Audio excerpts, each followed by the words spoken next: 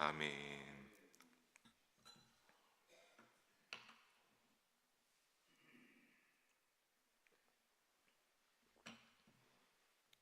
네, 감사합니다. 오늘 갈렙이 할당받은 기업 쟁취라고 하는 제목으로 우리 여호수아 15장 13절부터 19절의 말씀으로 함께 말씀을 나누어 보도록 하겠습니다. 여러분, 오늘 본문에 보게 되면 우리가 이전에도 봤지만 다시 한번 갈렙이 등장하고 있음을 볼 수 있습니다.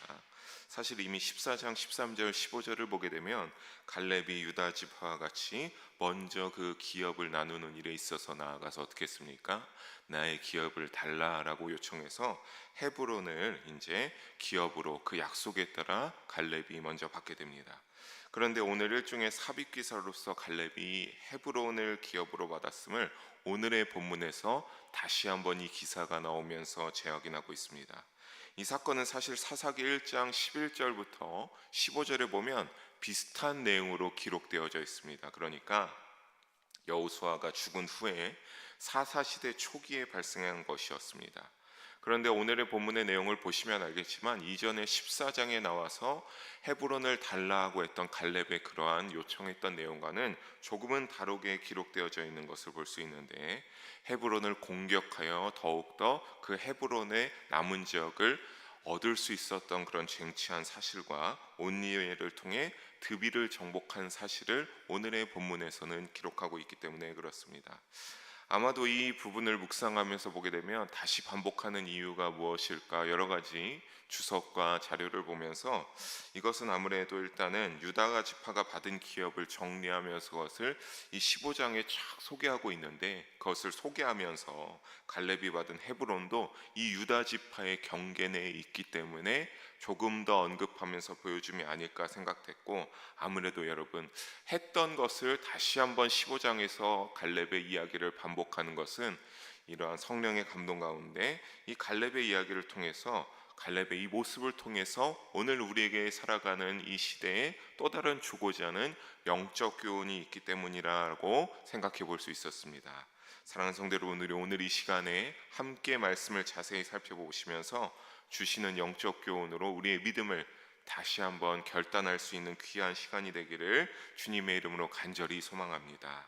우리 먼저 13절을 다시 한번 함께 한 목소리로 읽어보도록 하겠습니다. 13절입니다. 여호와께서 요아스에게 명령하신 대로 여호수아가 기럇 아르바 곧 헤브론을 유다 자손 중에서 분깃으로 여분네 아들 갈렙에게 주었으니 아르바는 아낙의 아버지였더라. 아멘. 우리가 이 부분을 보면서 다시 한번 봤던 내용을 보게 됩니다. 바로 여호수아가 헤브론을 여분네 아들 누구에게 주었다라고 하는 겁니까? 갈렙에게 그 헤브론을 주었다라고 하는 사실입니다. 우리가 초반절을 보게 되면 여호수아가 그런데 마음대로 주지 않았습니다. 초반절을 보게 되면 기업으로 주었습니다. 갈렙이 헤브론을 기업으로 달라고 했을 때, 그런데 가만히 생각해 보면 여러분, 여호수아는 줄 수밖에 없었습니다. 여호와 하나님께서 명령한 것도 있었지만, 신명기 우리 1장 36절을 보게 되면 함께 읽어보겠습니다. 오직 여분네 아들 갈렙은 온전히 여호와께 순종하였은즉 그는 그것을 볼 것이요 그가 밟은 땅을 내가 그와 그의 자손에게 주리라 하시고. 아멘. 여분네의 아들의 갈렙이 어떻게 했다라고 합니까? 오직 누구에게 순종하였습니까? 여호와 하나님께 순종하였다. 여호와 갈렙이 그 어떤 것도 아니라 하나님에게 순종함으로 하나님이 말씀하셨습니다. 갈렙아, 너는 그것을 볼 것이고 너가 밟는 모든 땅이 너와 내 자손에게 내가 다 주겠다라고 하나님이 그에게 친히 약속해 주셨기 때문입니다. 즉 여호와 하나님께서 어떤 겁니까? 갈렙의 그 믿음에 따른 순종을 하나님이 다 보셨다라고 하는 사실입니다. 그것을 보셨고 그가 가나안을 보게 될 것이고 그 가나안의 밟은 땅을 내가 너에게 반드시 주겠다라고 하나님이 약속하시며 맹세하였기 때문에 이 갈렙은 반드시 이 약속대로 헤브론을 기업으로 받을 수밖에 없었습니다. 그렇다면 우리는 여기에서 갈렙이 하나님에게 잘 순종하였다라고 할 수 있는데 그것뿐만이 아닙니다. 이 하나님에게 순종함으로써 갈렙이 땅을 받는 것도 있었지만 또 다른 이유도 우리가 찾아볼 수 있습니다. 바로 민수기 13장 30절을 함께 보겠습니다. 갈렙이 모세 앞에서 백성을 조용히 하고 이르되 우리가 곧 올라가서 그 땅을 취하자 능히 이기리라 하나라고 하는 이 부분입니다. 여러분, 이 부분에서요, 다른 정탐꾼들은 모두 뭐라고 했냐면 가나안을 정복하기 힘들다고 합니다. 그들은 너무나 거인 같다, 우리가 이길 수가 없다, 그들이 보기에는 우리는 메뚜기와 같은 존재일 뿐이다, 그렇기 때문에 우리는 거기에 갔다가는 우리의 목숨이 금방 달아날 수밖에 없다라고 합니다. 하지만 그런 가운데 오늘 30절에 갈렙은 뭐라고 외쳤습니다. 아니다, 우리가 이길 수 있다, 우리가 능히 이길 수 있다. 왜냐하면 하나님이 약속한 땅이기 때문에, 하나님이 우리에게 주고자 하시긴 땅이기 때문에 우리는 이길 수 있다라고 그렇게 크게 외쳤습니다. 하지만 그것을 다른 이들은 듣지 않았습니다. 아니다, 우리가 정복할 수 없다, 우리가 거기에 들어갈 수 없다. 그것을 듣고 하나님은 어떻게 하십니까? 너무나 분노하고 그것에 흔들리는 이스라엘 백성들의 아직 성숙하지 않은 모습들을 보면서 다시 광야로 그들을 돌리십니다.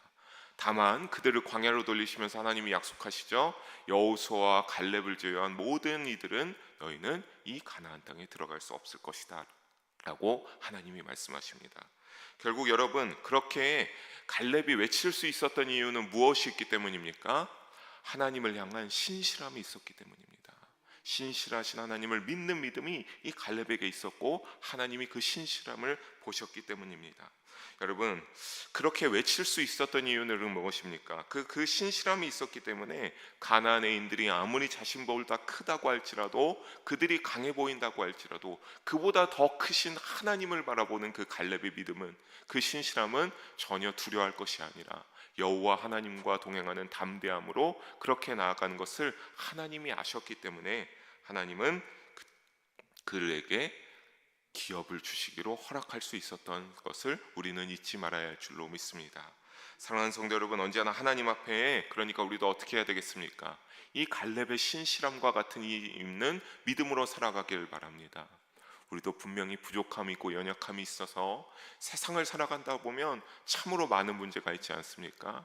참 저도 얼마 전에 우리 자녀들의 문제로 아내와 이야기하면서 참 염려와 두려움이 있었는데, 결국에 그 끝에는 믿는 사람으로서 하나님의 종으로 살아가면서 결국에 의지할 분은 하나님밖에 없다라고 하는 결론이었습니다.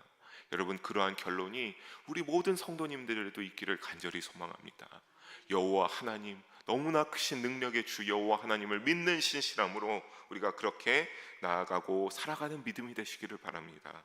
그래서 그럴 때 능력의 하나님께 신실한 믿음으로 의지할 때 우리 믿음으로 하나님의 언약이 우리에게 이루어질 것이기 때문입니다. 갈렙과 같이 하나님이 그 신실함을 보시고 하나님이 약속을 지키시고 복을 더하여 주실 것이기 때문입니다. 또한 그렇게 복으로 신실한 믿음으로 살아가다 보면 우리는 또 어떻게 되겠습니까? 언젠가 갈렙이 가나안 땅에 들어가게 된 것처럼 우리의 영적 가나안이 되는 하나님의 나라에 들어갈 수 있기를 주님의 이름으로 간절히 소망하고 축복합니다. 여러분, 그리고 이어서 본문 14절과 15절을 보도록 합니다. 함께 읽어보겠습니다. 갈렙이 거기서 안행의 소생 그 세 아들 곧 세세와 아이만과 달메를 쫓아내었고 거기서 올라가서 세베리라. 아멘.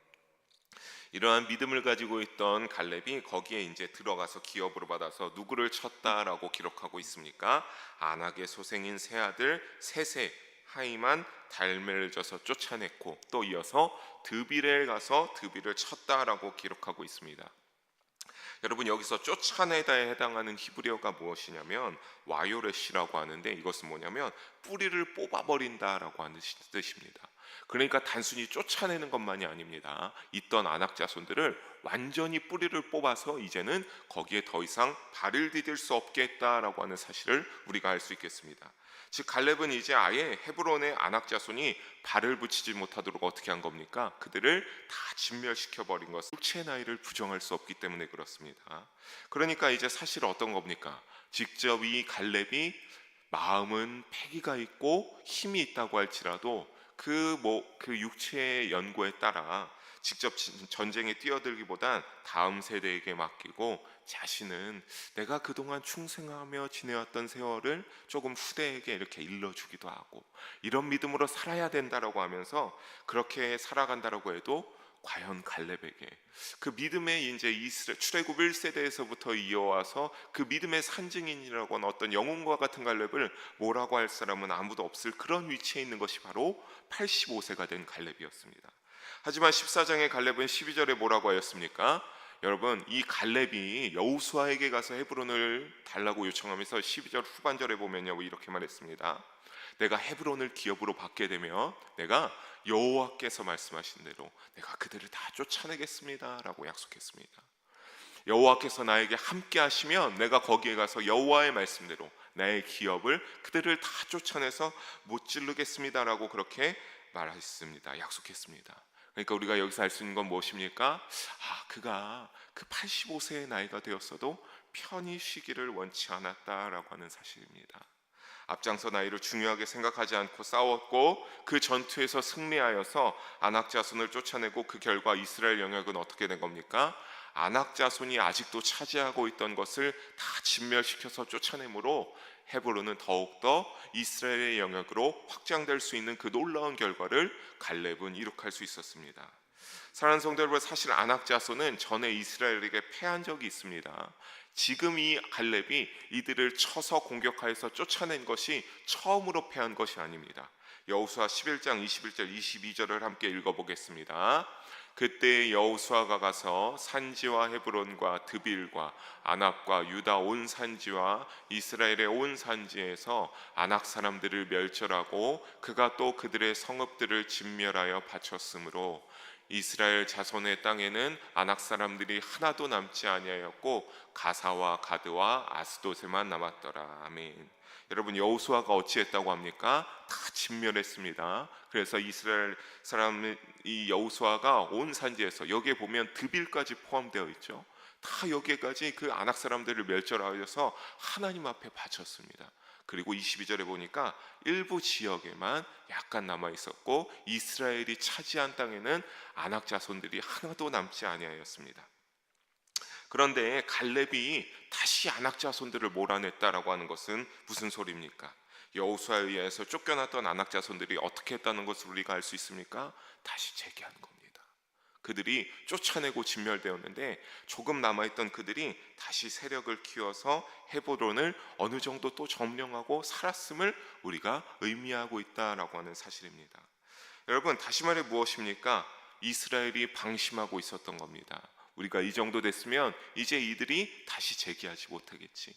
그러니까 우리가 이제 만족하면서 살면 되겠지라고 방심하고 살았던 그들의 모습을 알 수 있습니다.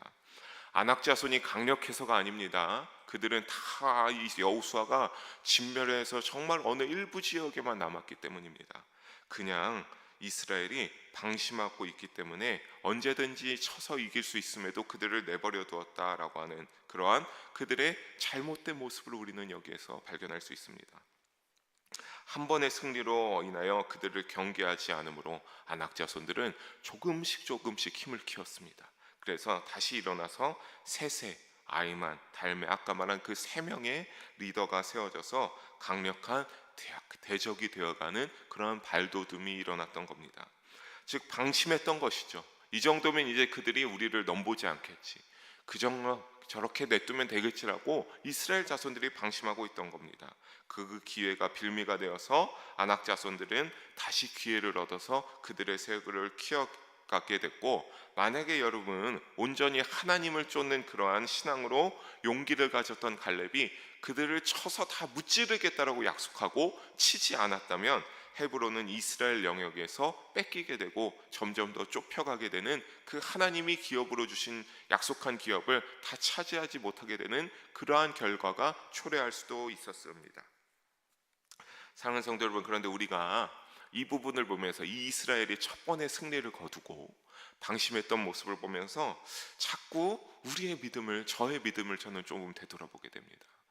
여러분, 처음 믿음을 가지고 하나님께 나아갈 때 참으로 낮음과 겸손으로 하나님께 의지하고 매달림으로 믿음의 분량이 점점 커지게 되고 깊어지게 됩니다. 제가 단독 목회할 때가 그랬습니다. 참 그 단독 목회할 때 참 20석이 좀 안 되는 자리에서 늘 처음부터 모든 멘트와 찬양을 혼자 하고 말씀을 전할 때마다 그래도 하나님이 보시는 예배 자리다. 비록 성도가 없다고 할지라도 내가 그 가운데 하나님께 약속한 주의 종으로서 반드시 무슨 일이 있어도 하나님 앞에 신령과 진정으로 예배를 드려야 된다라고 생각하면서 끊임없이 예배를 드렸습니다. 참 그때마다 지금 생각해도 믿음의 영역이 점점 더 하나님께 깊어지고 하나님께 더 매달리고 눈물로 흐르면서 부르짖으며 기도할 수밖에 없었던, 아무리 그곳에 뒤에 아무도 없다 할지라도 강대상 뒤에 혼자 앉아서 하나님께 음악을 틀어놓고 기도하면서 하나님께 깊이 나아갈 수 있었습니다. 근데 여러분, 어찌 저만 그랬겠습니까? 여러분도 그러한 때가 분명히 있었겠죠. 나의 어려움으로, 나의 삶의 자리에서 고난과 힘듦으로 하나님께 매달리고 하나님께 기도했던 것, 나의 믿음이 그래서 깊어지고 하나님이 오늘 이 야호수아가 이뤘던 것처럼 어떤 작은 그 기도의 응답으로 승리를 맛보는 때가 있지 않았겠습니까? 그런데 우리가 그것이 계속 유지가 되지 못하는 것을 결국은 발견하게 되지 않습니까? 그것을 계속 유지하면 좋은데 그것을 어느 정도 유지하게 되면 우리가 이상하게 그 태도가 달라지게 되는 것을 발견하게 됩니다. 참으로 하나님께 의지했었는데, 참으로 하나님께 교만하지 않고 자만하지 않고 거룩하고 겸손하고 낮음으로 했었는데, 내가 어느 것을 좀 이루다 보니까 판단하기 시작하고 내가 잘났다고, 내가 생각하는 것이 맞다고 하는 그런 참 어떻게 보면 하나님 앞에 버르장면이 없는 모습이 생기게 되는 것을 우리가 발견하게 됩니다. 여러분, 신앙생활이라고 하는 것은요, 그럴 때마다 우리가 잊지 말아야 될 것이, 신앙생활이라는 것은 그 몇 년의 어느 정도의 기간으로 하나님 앞에 깊어졌다고 해서 끝나는 것이 아니라고 하는 사실입니다. 여러분, 우리의 믿음의 신앙생활이 완벽하게 끝나는 그때는 언제입니까? 우리가 하나님 앞에 갔을 때, 하나님 앞에 가서 우리 목사님이 설교했던 대로 잘하였다 충성된 종아, 너가 참 나의 작은 일에 참 충성되게 잘 하였다, 그 소리를 우리가 하나님 앞에서 듣게 되었을 때, 그때 우리의 믿음의 생활이 끝나고 우리가 하나님과 함께 할 수 있는 것이 아니겠습니까? 여러분, 사도 바울은 그래서 사도행전 20장 24절에 보면 이와 같이 고백했습니다. 내가 사명과 복음을 증언하는 일에 나의 생명조차 조금도 귀한 것으로 여기지 않겠다. 내가 그것을 끝까지 할 때까지 나의 생명이, 나의 몸이 부러지고 뭐가 되든, 내가 불구가 되더라도 그 불구가 되어서도 이것은 저는 생각하기를, 깨닫게 되기를, 내가 내 입이 복음만 전할 수 있다면 조금은 거기까지 가는 것이 느릴지라도 가서 나의 생명이 붙어있는 한 복음을 전하겠다라고 그렇게 말하고 있습니다. 여러분, 즉 하나님이 어떠한 최종 평가도 내려진 것이 아니기에 자신의 생이 다하는 그날까지 열심을 사도 바울은 내겠다라고 이렇게 말하고 있는 것이 아니겠습니까? 여러분, 이것을 우리에게도 적용해야 될 줄로 믿습니다. 왜 그렇습니까? 우리도 믿음으로 살아가면서 끊임없이 지금도 영적 전쟁을 치르고 있기 때문입니다. 여러분, 이 세상을 보십시오. 참으로 이러한 세상을 여러분 생각이나 했겠습니까? 너무나 세속화되고 너무나 타락하고, 여러분 참으로 말도 안 되는 그러한 믿음의 모습들을 많이 보여지고 있습니다. 언제부턴가 예배라고 하는 것이, 언제부턴가 하나님 앞에 믿음으로 드려진다라고 하는 것이 인간의 편의성에만 초점을 맞춰지는 때가 올 것이라 생각했겠습니까?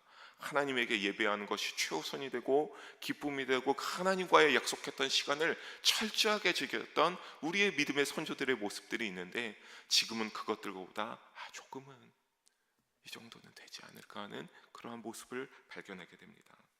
여러분, 안악자소처럼 대적마귀도 우는 사자같이 우리의 기회를 엿보고 있음을 우리는 잊지 말아야 될 줄로 믿습니다.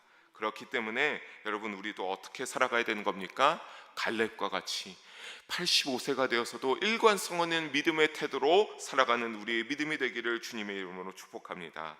여러분, 우리의 신앙생활 중에서 그래서 아까 말씀드려도 우리가 기도 제목을 응답받아서 작은 승리와 같은 그러한 참 기쁨을 맛보았을 때, 여러분 그것에 끝나는 것이 아니라 우리가 어떻게 해야 되겠습니까?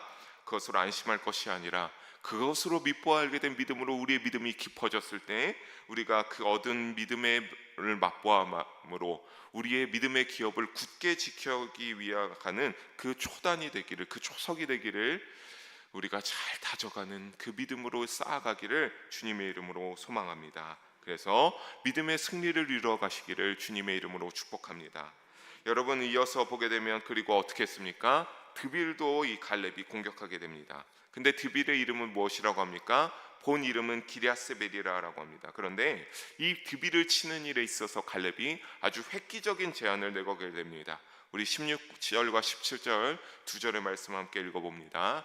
갈렙이 말하기를 기랴세벨을 쳐서 그것을 점령하는 자에게는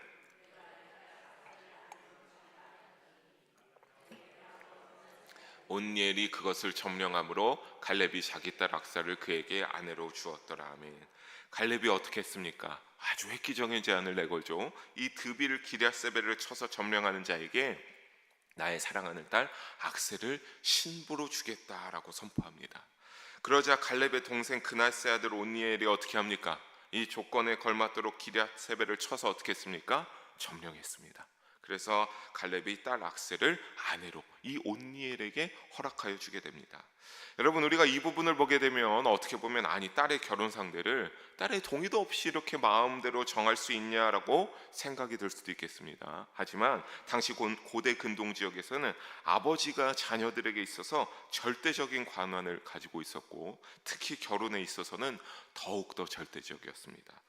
그래서 당시의 왕이나 장군들은 성읍을 취하거나 원수를 죽이는 공을 세우는 사람에게는 자신의 딸을 아내로 주는 것이 굉장히 일반적인 관례로 이렇게 여러 군데 있었기 때문입니다.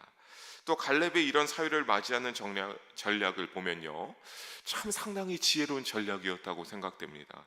왜냐하면 한 지역을 이렇게 점령하는 것이 쉬운 일이 아니기 때문입니다.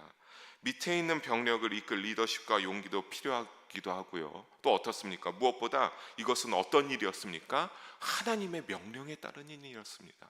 그러니까 그것을 점령하기 위해서 이 점령하는 사람은 하나님의 명령에 따른 것에 합당한 믿음도 필요한 자라는 것이 당연히 기본이 베이스로 깔려야 되는 일이었습니다. 한 지역을 점령하는 이런 어려운 상당히 여러 가지 조건들을 두루고 갖추고 있어야만 드빌을 점령할 수 있음을 신앙의 영웅이라 할 수 있었던 갈렙은 이미 알고 있었던 것이라 생각할 수 있습니다. 그래서 그것에 합당한 자가 바로 누구입니까? 바로 온니엘이라고 하는 사람입니다. 여러분, 이 온니엘은 아니나 다를까 나중에 어떤 자가 되시는 줄 아십니까? 사사기 3장 9절 함께 한번 읽어보겠습니다. 이스라엘 자손이 여호와께 부르짖음에 여호와께서 이스라엘 자손을 위하여 한 구원자를 세워 그들을 구원하게 하시니 그는 곧 갈렙의 아우 그나스의 아들 온니엘이라. 아멘. 여러분, 이 온니엘이 나중에 사사기 3장 9절에 나온 대로 사사기의 첫 사사가 바로 온니엘입니다. 이스라엘들이 부르짖어서 우리를 구원해 달라고 이방의 늪에 빠져서 포로로 가 있던 이스라엘들이 드디어 몇 년의 시간이 후에 정신이 차려서 주여 우리를 구원해 주소서라고 할 때 하나님이 세운 사사 첫사람, 그 사람이 바로 온니엘입니다. 여러분, 그러니까 갈렙의 요청에 따라 믿음으로 전쟁을 치렀던 온니엘이 얼마나 많은 상급을 받았습니까? 아내도 얻었죠. 한 지역에 그 드빌도 얻게 되었죠. 나중에 하나님께서 사사로 세우는 축복까지, 참으로 놀라운 일이 아닐 수 없습니다. 여러분, 근데 우리가 사랑하는 성도 여러분, 이 온니엘이 받은 것을 보면서 너무나 도전이 되지 않습니까? 얼마나 많은 것을 받았습니까? 나중에 지역을 기업으로 받은 것이 아니라 사사의 첫 사사까지 되었다는 것이 너무나 도전이 됩니다. 그저 믿음으로 하나님을 의지하며 용기 있게 남아으로 큰 많은 상급들을, 이 온니엘이 상상할 수 없는 상급들을 받았기 때문입니다. 우리 영의 성도님들도 한 분도 빠짐없이 여러분 믿음으로 살아가면서 영적 전쟁에서 믿음으로 큰 공을 세우는 성도들이 되셔서 이와 같은 하나님의 큰 복과 상급을 받으시기를 주님의 이름으로 축복합니다.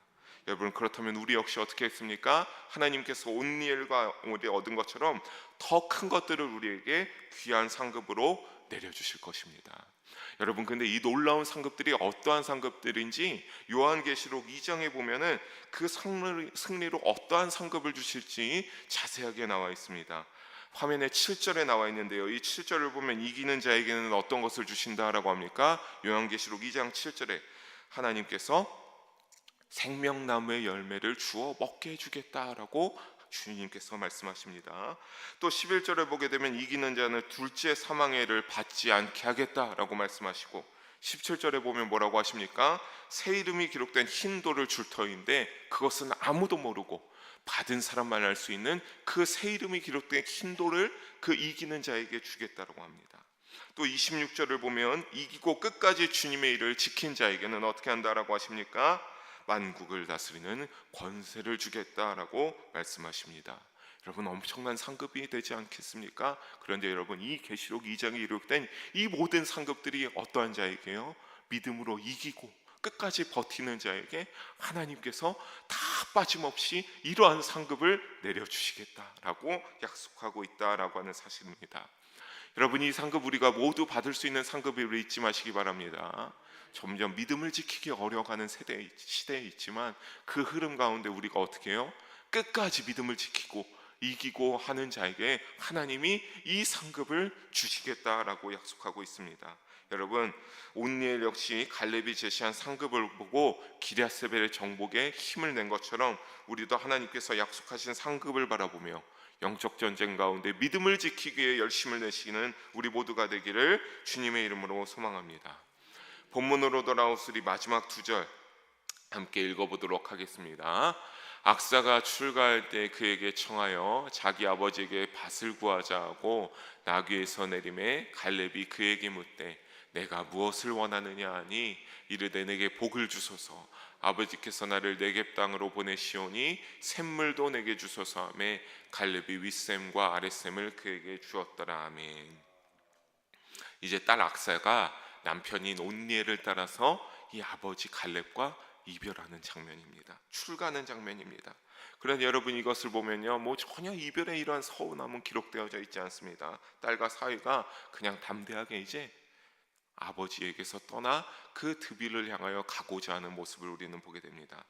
근데 이제 뭐라고 합니까? 이들이 아버지에게 밭을 구하자 하고 나귀에서 내림에 갈렙에게 다가가니 갈렙이 기다렸다는 듯이 무엇을 원하느냐라고 묻는 모습을 보게 됩니다. 그러니까 여기에서 밭이라고 하는 것은 우리가 정말 이제 생각하는 것이 아니라 악사가 생각한 구역이 있음을 암시한다라고 이제 주석을 보면 일러주고 있습니다. 그래서 갈렙이 이를 보고 무엇을 원하느냐고 물으니까 악사가 뭐라고 합니까? 내게 복을 달라라고 말합니다. 여기서 복이라고 하는 것은요, 여러분, 히브리어로 베라카라고 하는데 축복, 복, 예물 등의 의미를 가지고 있습니다. 그런데 우리가 이 문맥에 보면 우리가 이제 출가해서 가는 것이니까 의미가 다르지만 여기에선 이 당시의 상황에 따라 이 출가한 여인이 아버지에게 요구할 수 있는 예물에 더 의미가 가깝다라고 볼 수 있습니다. 그래서 그 예물로 달라고 하는데 내가 네겝 땅으로 가니까 이 네겝 땅에 있는 그 윗샘과 아랫샘을 달라라고 합니다. 여러분, 이 네겝 땅은 다른 것이 아닙니다. 이 드빌 지역으로 가게 되지 않습니까? 그런데 이 드빌 지역은 높은 지역과 낮은 지역에 있던 샘물을 달라고 하는 것인데 드빌 지역이 굉장히 마르고 건조하여 여기에서 경작하고 살아가기 위해서는 물이 굉장히 풍부하게 필요했기 때문입니다. 그래서 이제 샘물을 달라라고 하니까 이를 갈렙은 흔쾌히 들어줘서 어떻게 했습니까? 그래, 내가 그것을 주겠다라고 합니다. 여러분, 왜 그렇습니까? 왜 갈렙이 흔쾌히 아무 조건도 걸지 않고 딸아, 너가 이것을 원하느냐? 그래, 내가 아비로서 너에게 그것을 주겠다라고 합니다. 여러분, 왜 그렇습니까? 자신의 사랑하는 딸이기 때문에 그렇습니다. 나의 사랑하는 자녀가 아버지 내가 복을 주소서라고 하면서 내가 이것이 필요하니까 달라고 하는데 내가 그러한 상황이 되면 그것을 주지 못할 부모가 어디 있겠습니까? 달라고 하면 내 자녀에게 다 주고 싶죠.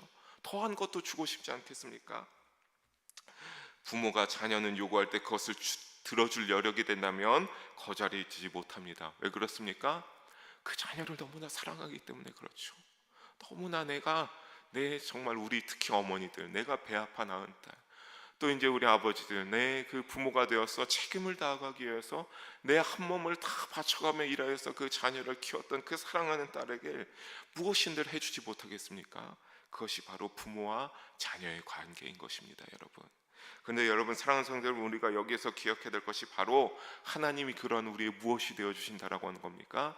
그러한 우리의 아버지가 되어 주신다라고 하는 사실입니다. 우리는 그분의 자녀라고 하는 사실입니다. 그러니까 우리가 하나님의 자녀된 성도들이 기도로 도움을 구하며 의지하면 하나님께서 어떻게 하겠습니까? 거절하시겠습니까? 오늘 이 말씀처럼 악사가 아버지의 갈렙에게 구한 것처럼 하나님 된 아버지께서도 우리가 그렇게 요구할 때 거절하지 아니하십니다. 다 들어주시죠. 아, 그래? 그것이 너가 필요하냐? 그래, 사랑하는 나의 자녀야, 내가 그것을 너에게 줄게, 내가 응답해 줄게라고 하나님이 다 허락해 주십니다. 그것이 바로 은혜의 아버지이십니다. 하나님은 또 어떤 요구도 들어줄 수 있는 능력이 충분하시니 어려울 때 우리가 믿음으로 의지하며 하나님께 나아가 도움으로 무릎으로 구하는 우리 모두가 되기를 주님의 이름으로 권면합니다. 그러면 하나님은 반드시 우리에게 허락하여 주시고 주실 것입니다. 여러분, 근데 우리가 다만 여기에서 경계해야 될 것이 있습니다. 어떤 것을 경계해야 됩니까? 우리 야고보서 4장 3절 함께 읽어봅니다. 구하여도 받지 못함은 정욕으로 쓰려고 잘못 구하기 때문이라. 여러분, 만약에 우리가 하나님 아버지께 구하는데 내가 정말 하나님 아버지, 내가 너무나 필요한데 내가 이것을 하나님의 복음을 전하기 위하여 나의 삶을 살아가는 하나님, 나의 자녀에게 사랑으로 베풀고 하기 위한데 나의 능력이 이것이 안 되니까 하나님 나 좀 도와주세요 하면 하나님이 그것이 나의 욕심된 것이 아니면 도와주시죠. 그런데 야고보서 4장 말씀 3절처럼 만약에 어떻게 해요? 내 정욕으로 내 이익을 위하여서만 구한다라고 하면 하나님이 어떻게 한 것입니까? 구하여도 받지 못한다라고 하는 것입니다. 여러분, 즉 정욕으로 쓰기 위해 구한 것은 하나님이 어떻게 해주신 것을 알 수 있습니까? 아무리 구해도 하나님이 들어주시지 않는다라고 하는 사실입니다. 여러분, 빌립보서 4장 6절 말씀처럼 그러니까 우리는 어떻게 해야 되겠습니까? 모든 일에 기도와 간구로 아무것도 염려하지 말고 다만 무엇으로요? 감사함으로 하나님께 아뢰는 우리의 믿음에 구하는 자녀된 모습이 있기를 주님의 이름으로 축복합니다. 나의 정욕대로만 구할 것이 아닙니다. 그 정욕대로 구하지 않고 하나님의 시험 들어서 하나님이 주지 않았다고 서운해할 것이 아니죠. 여러분, 선하게 믿음으로 정말 하나님 앞에 필요할 것만 구하는 우리 모든 영의 성도님들 되시기 바랍니다. 그러면 하나님은 반드시 우리에게 필요한 것이면 들어주시는 아버지 되시는 하나님의 역할을 톡톡히 우리에게 응답하고 우리에게 체험케 하여 주실 것입니다. 그래서 풍성의 하나님의 은혜를 누리는 우리 모두가 되기를 주님의 이름으로 소망합니다. 말씀을 정리합니다. 사랑하는 성도 여러분, 갈렙은 할당받은 기업에 대하여서 열망이 굉장히 간절했습니다. 어떤 열망이었습니까? 그 간절한 열망으로 하나님이 명령하신 바를 지키기 원했고 85세의 나이에도 선한 싸움을 전쟁에 직접 뛰어드는 열망을 보였습니다. 여러분, 이스라엘 영역을 그래서 확장하고 하나님이 명령한 대로 대적을 몰아내고 헤브론을 더욱더 하나님이 원하시는 지평을 기업을 지키고 확장하여 하나님께 영광을 올려드렸습니다. 우리도 이 자세를 본받을 수 있는 믿음의 여정이 되기를 바랍니다. 여러분, 이 부분을 보면서 제가 마지막 가운데 우리의 삶 가운데 어떻게 하면 우리도 이럴 수 있을까 하면서 떠오른 말씀이 바로 마태복음 11장 12절이었습니다. 우리 함께 한 목소리로 읽어보겠습니다. 세례요한의 때부터 침노하는 자는 빼앗느니라. 아멘. 여러분, 천국은 침노를 당하나니 침노하는 자가 빼앗을 수 있다라고 하는 이 말씀이 떠올랐습니다. 여러분, 갈렙과 같이 열망을 가지고 하나님 나라를 향하여서 나아가고자 여러분 침노하는 마음을 가지기를 주님의 이름으로 권면합니다. 여러분, 여기에서 이 침노라는 것은 헬라어 원어로 비아제타이라는데 전투적인 용어로 투쟁의 의지를 의미합니다.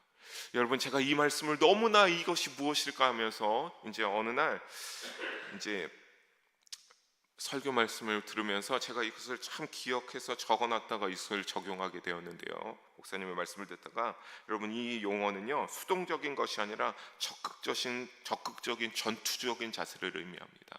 그 하나님 나라를 차지하기 위하여서 믿음으로 열정적으로 나아가는 그 전투적인 침노하는 자의 모습을 의미한다라고 하는 사실입니다. 여러분, 하나님 나라를 차지하기 위해서 믿음의 투쟁을 보이시기를 바랍니다. 단순히 그냥 그것에 만족하는 것이 아니라 더욱더 내가 하나님의 나라에 들어가기 위하여서 열심으로, 수동적이 아니라 적극적인 자세로 하늘 기업을 상급으로 받기 위하여서 영적 싸움에 임해야 된다라고 하는 사실입니다. 여러분, 그렇게 갈렙과 같이 기업을 쟁취하기 위하여서 열정적으로 나가는 우리 모두가 되어서 여러분 반드시 구원의 축복을 누리고 하나님 나라에 들어가야 되는 우리 모든 영일 성도님들 되시기를 주님의 이름으로 간절히 소망하며 축복합니다. 기도하시겠습니다. 사랑의 하나님 아버지, 오늘도 부족한 자를 통하여서 귀한 하나님의 말씀을 나누게 하심을 감사합니다. 모든 영광 하나님 홀로 받아 주시옵소서. 아버지, 갈렙의 믿음과 그 말씀에 기록된 것을 다시 한번 보면서 우리의 믿음을 되돌아보게 됩니다. 주여, 우리도 하나님 나라를 향하여서 구원의 축복을 향하여서 침노하는 자가 되게 하여 주시옵소서. 천국은 침노하는 자의 것이라 하였으니 우리 모든 영일 성도님들 천국을 바라보며 하나님 나라를 위하여서 믿음으로 영적 전투에 임하는 자들이 되어서 언젠가 반드시 하나님 내에 들어가는 자들이 되게 하여 주시옵소서. 그것의 수동적인 자세가 아니라 적극적인 자세로 갈렙의 모습을 본받아서 임하는 우리가 되어서 반드시 하나님 나라에 들어가는 자들이 되어서 언젠가 하나님의 빛된 나라에 하나님과 함께 거하는 자들 되게 하여 주시옵소서. 그래서 믿음의 기업을, 하나님 나라의 기업을 상급으로 받게 하여 주시옵소서.